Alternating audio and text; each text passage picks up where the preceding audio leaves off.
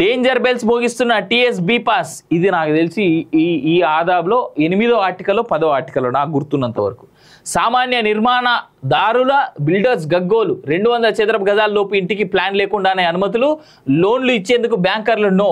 Fire safety municipal నిబంధనలకు విరుద్ధంగా అక్రమ నిర్మాణాలు.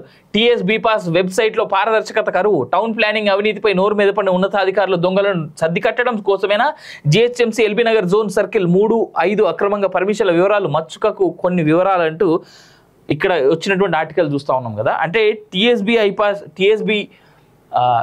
బీ పాస్ ఒక్కటే అంటే ఇక్కడ జిహెచ్ఎంసీ వరకు మాత్రమే జరుగుతూ ఉందంటే కాదు. నేను ఒక సంఘటన చెప్తాను. నా ఓన్ రిలేషన్స్లో నా ఓన్ ఉన్నటువంటి ఫ్రెండ్ సర్కిల్లో జరిగినటువంటి చాలా దగ్గరి ఫ్రెండ్స్ అని అనుకుందాం. వాళ్ళు నిజామాబాద్లో ఇల్లు కట్టుకుంటా ఉన్నారు. ఆయన ఇంతకుముందు గవర్నమెంట్ ఉద్యోగం ఉండే రిజైన్ చేసిండు. ఆయన గవర్నమెంట్ నుంచి బయటకు వచ్చేసిండు, రిజైన్ చేసిండు. ఎందుకు అంటే కాంట్రాక్ట్లో ఉండే ఇంతకుముందు ఒక 5 నెలలు జీతం ఇయ్యలే వాళ్ళకి ఆయన రిజైన్ చేసి బయటకు వచ్చాడు.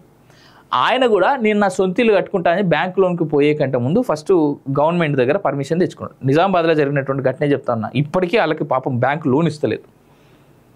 ఆయన ఇక్కడ తప్పు ఆయనది కూడా ఉన్నది. ఆయన ఇల్లు కట్టుకోవడానికి పెట్టినటువంటి పర్మిషన్ పేపర్స్లో అప్రూవల్ ఎట్లా చేసారో వాళ్ళకన్నా తెలియాలి. కానీ అధికారులకి ఆయన మనకు కొంచెం బ్యాక్ స్పేస్ లేదా ఫ్రంట్ స్పేస్ వదిలేస్తాం కదా. ఇల్లు కట్టుకున్నప్పుడు కొంత సెట్ బ్యాక్స్ అనేటువంటి వదిలేయాలి.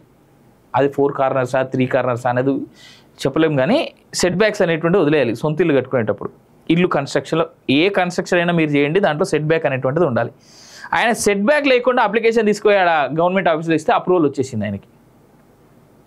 ఇప్పుడు ఆయన ఇల్లు కట్టుకుంటా నేను నా దగ్గర పర్మిషన్ ఉన్నదని బ్యాంకుకి పోతే నీకు ఈ పర్మిషన్ ఎవడిచ్చిండో మాకు తెలియదు, దీంట్లో సెట్ బ్యాక్స్ లేవు కాబట్టి మేము మీకు లోన్ ఇవ్వమని చెప్పేసి బ్యాంకు లోన్లు ఇస్తలేవు వాళ్ళకి.